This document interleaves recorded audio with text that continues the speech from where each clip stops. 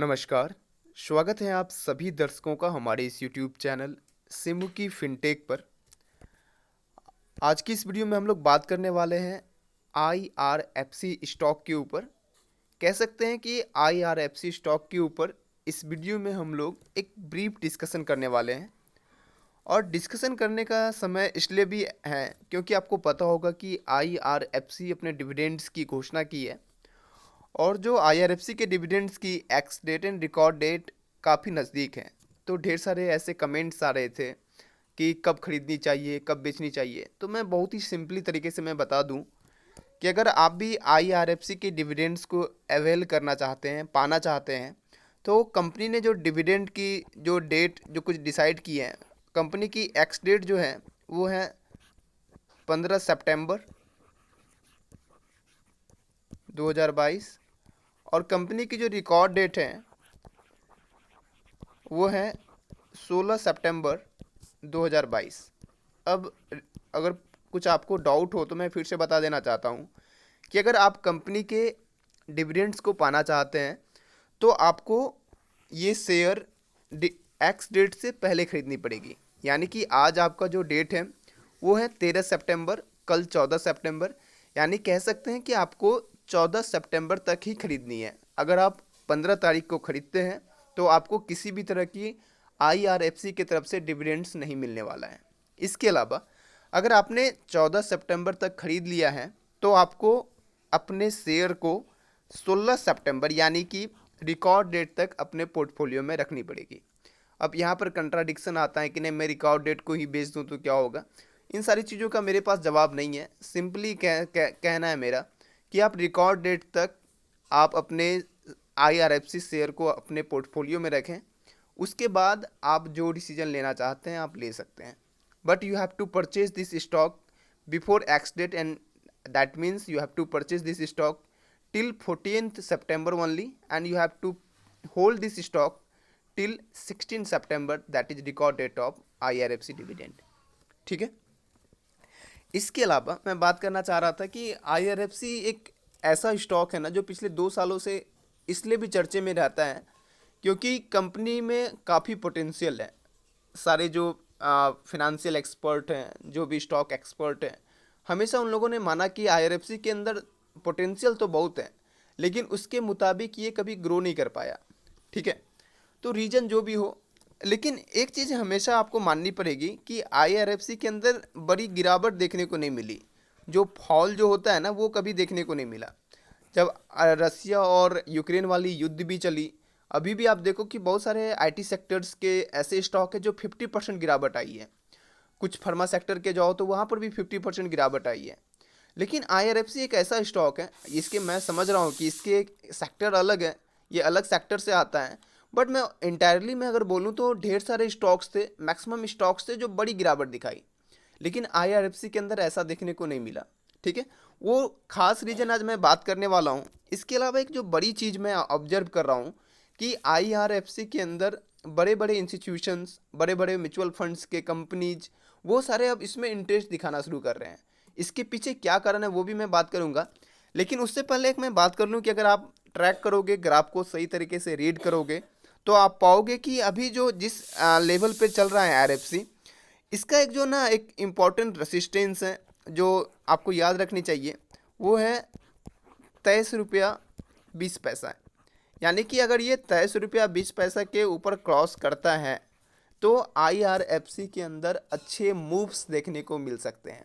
ऐसे साइकोलॉजिकली अगर आप बोलो तो कह सकता हूँ कि 23 रुपया भी, बट अगर आप ग्राफ को अच्छे तरीके से रीड करोगे तो आप पाओगे कि 23 रुपया 20 पैसा एक स्ट्रॉन्ग रेसिस्टेंस है। अगर इसे ब्रेक करता है तो एक अच्छे अप मूव्स देखने को मिल सकते हैं।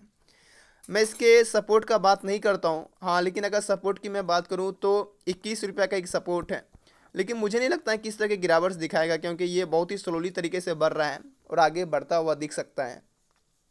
तो आप लोग इसमें थोड़ा सा समय दीजिए। मैं आपको बोला हूँ कि आप एक लक्की इन्वेस्टर हो क्योंकि आपने आईआरएफसी में इन्वेस्ट कर रखा है। भले ही आपने लगभग अपने 1.5 साल 2 साल इसमें अपने गंवा दिए, कोई मतलब नहीं है, लेकिन एक ऐसा समय आएगा जो सारे यानी कि वो उस समय का तो रिटर्न्स देगा ही, साथ में ना ये सारी चीज़ें जो 2 साल में आपने 0% रिटर्न कमाया है, इसका भी ये पूरा आपको बदला लेकर देगा। सो आप इसमें बने रहें। अच्छा स्टॉक है, काफ़ी पोटेंशियल है इस कंपनी में, कंपनी की ग्रोथ अच्छी है।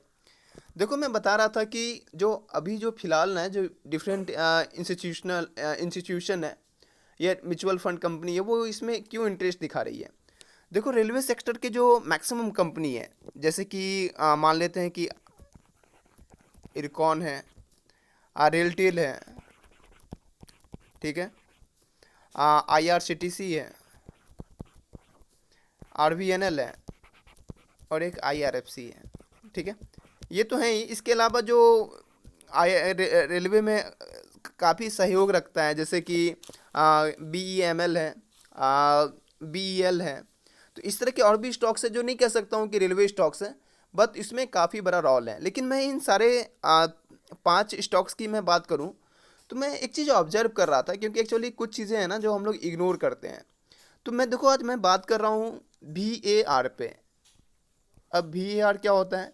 वैल्यू एट रिस्क, ठीक है। वैल्यू एट रिस्क कह सकता हूँ ना कि ये एक पैरामीटर है, जो रिस्क मैनेजमेंट टूल कह सकते हैं इसे, जो आपको ये बताता है कि आपकी जो आपने इन्वेस्ट कर रखा है, या आप जो इन्वेस्ट करने वाले हैं उस पर कितना रिस्क हो सकता है, ठीक है। तो ये आपको एक रेंज ऑफ पोटेंशियल लॉसेस को बताता है कि कितने लॉसेस हो सकते हैं। तो मैंने ऑब्जर्व किया ये, तो मैंने पाया यहाँ पर, एक मिनट, मैंने पाया कि अगर मैं सबकी VAR की बात करूं, वैल्यू एट रिस्क की बात करूं, तो मुझे देखने को मिला कि IRFC का वैल्यू एट रिस्क सबसे कम है, ठीक है। मैं लिख देता हूं यहाँ पे।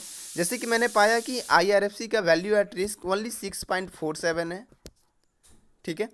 RVNL का 14.60 है, IRCTC का 17.52 है, रेलटेल का 13.17 है, और इरकॉन का 10.97 है। यानी कि मैं कह सकता हूँ, एक बहुत ही सिंपल एग्जांपल के साथ ले सकता हूँ। अगर आपने कभी ऐसा स्टेटमेंट सुना होगा कि कह सकता हूँ ना कि मंथली VAR 1%, इस तरह की जो चीज़ें आती है। देखो अब VAR भी कैलकुलेट अलग अलग मेथड से होता है, यहाँ पर मॉन्टे कार्लो मेथड भी आता है। मैं एक स्पेशल वीडियोज बनाऊंगा इस पे, क्योंकि ये सारी चीज़ें जो पैरामीटर है ना, लोग मैक्सिमम लोग इग्नोर करते हैं। बट जो बड़ी बड़ी जो संस्था है, बड़ी बड़ी इंस्टीट्यूशन है, म्यूचुअल फंड्स के जो फंड मैनेजर होते हैं, वो लोग अगर लॉन्ग टर्म में अगर इन्वेस्टमेंट करना चाहते हैं तो VAR को ज़रूर ध्यान में रखते हैं। और एज ए रिजल्ट ये जो चीज़ें हैं, क्योंकि बहुत सारे जो फंड्स मैनेजर होते हैं ना, उनके मन में वो अपने पोर्टफोलियो को डाइवर्सिफाई करते हैं। उन्हें लगता है कि मुझे रेलवे सेक्टर में भी इन्वेस्टमेंट करना है, और उनके मन में सबसे पहला जो पैरामीटर आता है वो आता है VAR का। यानी कि वो जो जितने एसेट्स, जितने मनी वो इन्वेस्टमेंट करना चाहते हैं, उस पर कितना % रिस्क है। और हो सकता है कि यहाँ पर हम लोग जो VAR कैलकुलेट करते हैं, कि हमने पिछले 3 साल के डेटाज को लेकर VAR हमने कैलकुलेट किया, और आगे के 1 महीने को हम लोग आगे के 1 महीने के लिए हम लोग इस चीज़ों को कैलकुलेट कर सकते हैं। तो कह सकता हूँ कि अगर कोई बोल रहा है कि जैसे यहाँ पर IRFC के बारे में मैं बात कर लूँ, इसमें एक हम सिंपली तरीके से बता सकते हैं। जैसे यहाँ पे इन्होंने क्या बोला कि 6.47 इंच की VAR है, यानी कि मैं कह सकता हूँ कि यहाँ पर, एक मिनट, 90 प्लस 3.53, यानी कि 93.53%, यानी कि 93% एक कॉन्फिडेंस के साथ ये बोल सकते हैं कि अगले 1 महीने के अंदर, या टाइम फ्रेम जो भी हो जाए, उसके अंदर ये 6.47% से ज़्यादा लॉसेस नहीं दे सकता है। लेकिन और की तुलना में देखो तो ये सारी चीज़ों का जो है ना, ये देखो VAR यहाँ पर मोर देन 7.5% है। यानी कि अगर कह सकता हूँ ना कि कंपनी के VAR अगर आइडियल तभी होते हैं जब वो 7.5% से कम होता है, जो यहाँ पर IRFC के अंदर दिखने को मिल रहा है। अगर आप इसे ट्रैक करो तो म्यूचुअल फंड्स की बड़ी बड़ी कंपनीज अब इसमें इन्वेस्टमेंट करना स्टार्ट कर रही है। डिफरेंट इंस्टीट्यूशन इसको अब देख रही है, क्योंकि इसके जो VAR हैं ये कम है। अब मैं रियल लाइफ एग्जांपल से समझता हूँ, क्योंकि जब यूक्रेन की युद्ध हुई थी, रसिया और यूक्रेन की, उसमें देखना कि कई कंपनीज ने भारी गिरावट दिखाया, लेकिन IRFC ने उतना गिरावट नहीं दिखाया। ये सिंपली सोच करता है कि कितना पोटेंशियल वाला स्टॉक है, वक्त लग रहा है, सब कुछ मार्केट में कह रहे हैं लोग, बुल रन चल रहा है, लेकिन IRFC नहीं बढ़ रहा है। आएगा समय, IRFC का भी आएगा, थोड़ा सा समय दीजिए।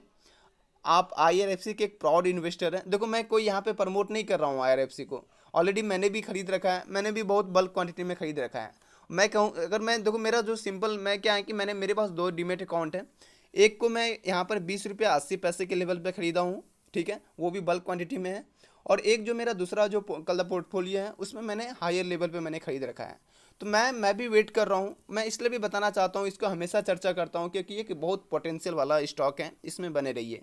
हाँ, और आपको अगर ऐसा लग रहा है कि नहीं ये बहुत कम रिटर्न दे रहा है, तो यार ये तो आपको इतना तो दे रहा है ना कि आप जितने साल में जितने आप रिटर्न्स पाते हो बैंक में 5-6% अपने एफडीज वगैरह पे, उतना तो ये डिविडेंड देकर भी कर सकता है, ठीक है। तो इसमें आप लोग बने रहिए, ठीक है। ये चीज़ें थी। तो आप लोग ध्यान रखिए कि 13 तारीख और 14 तारीख को इसमें थोड़ी सी वॉलेटिलिटी देखने को मिल सकती है। मुझे लगता है कि ये 23 रुपया 20 पैसे के लेवल को क्रॉस जरूर करेगा। आप लोग वेट करिए। अगर आपको इन्वेस्टमेंट करनी है तो आप कर सकते हैं। अगर आपके पास ऑलरेडी बल्क क्वांटिटी में है तो आई विल सजेस्ट अभी और ऐड मत करिए, आपके पास जो है उसे आप कंटिन्यू करिए। अगर नए इन्वेस्टर्स हैं, नए बिगनर्स इसमें आना चाहते हैं तो आप ज़्यादा कुछ नहीं, 100 150 200 यूनिट्स को ले सकते हैं, ठीक है। वो आप लेके लॉन्ग टर्म के लिए छोड़ सकते हैं, ठीक है। इसके अलावा एक चीज़ और मैं बताना चाह रहा था कि अगर आप IRFC के इन्वेस्टर हैं, अगर आपने ऑलरेडी इन्वेस्टमेंट कर रखा है तो आप हमारे ग्रुप IRFC इन्वेस्टर को ज़रूर ज्वाइन कर लीजिए। आप लोगों के लिए ही बनाया गया है, ठीक है। अगर आप खरीदे हो तभी ज्वाइन करें, ऐसा नहीं कि खरीदने वाले हो मन बना के आपने रखा और आपने ज्वाइन कर लिया। अगर आपने खरीद रखा है तो आप IRFC इन्वेस्टर्स टेलीग्राम ग्रुप को ज्वाइन कर सकते हैं। यहाँ पर जो भी ऑफिशियल डॉक्यूमेंट्स होते हैं कि कंपनी ने क्या अनाउंसमेंट किया, क्या होने वाला नहीं होने वाला है, सारे डॉक्यूमेंट्स वहाँ पर आपको अवेलेबल मिलेंगे। इसके अलावा कुछ भी हमारी तरफ से जो रिकमेंडेशंस है, कुछ सजेशंस है, वो शेयर किया जाता है। और इवन फिर से मैं बता देना चाहता हूँ, डिस्क्लेमर में आपने पढ़ा है कि हम लोग किसी भी तरीके से सेबी रजिस्टर्ड लोग नहीं हैं। हम लोग अपने एनालिसिस पे एक फ्रेंडली जोन में रहकर ना आप लोगों को कुछ सजेस्ट करना चाहते हैं बस, ठीक है। तो आप IRFC इन्वेस्टर्स ग्रुप को ज्वाइन कर सकते हैं। And the most important thing, अगर आप भी शेयर मार्केट में लग रहा है कि नहीं आप अकेला हो, कोई आपसे बातें नहीं कर रहा है, देन मोस्ट वेलकम। हमने एक ग्रुप बनाया है जो Siddharth and Kiran and team के द्वारा मैनेज भी किया जा रहा है। स्टॉक डिस्कशन हब हमने बनाया है, आप उसे ज्वाइन कर लीजिए, ठीक है। वहाँ पर आप जैसे 2000 लोग हैं करीब जो आपके साथ जुड़ेंगे, आपके आइडियाज़ अपने शेयर करिए। वहाँ पे आपको एक अच्छा इन्वायरमेंट मिलेगा, बहुत कुछ सीखने को मिलेगा क्योंकि वो ग्रुप्स अच्छे तरीके से मैनेज किया जा रहा है। इस दोनों ग्रुप को ज्वाइन करिए। डेफिनेटली आप अपना जितना समय देंगे कल तक इन दोनों ग्रुप्स पे, आपको उतनी ज़्यादा लर्निंग करने को मिलेगी। आशा करता हूँ कि आपको ये दी गई जानकारी बहुत पसंद आई होगी। ऐसे ही वीडियो पाने के लिए आप हमारे चैनल सिमू की फिनटेक को सब्सक्राइब करिए और हमारे साथ बने रहिए। वीडियो देखने के लिए आप सभी लोगों का बहुत बहुत धन्यवाद।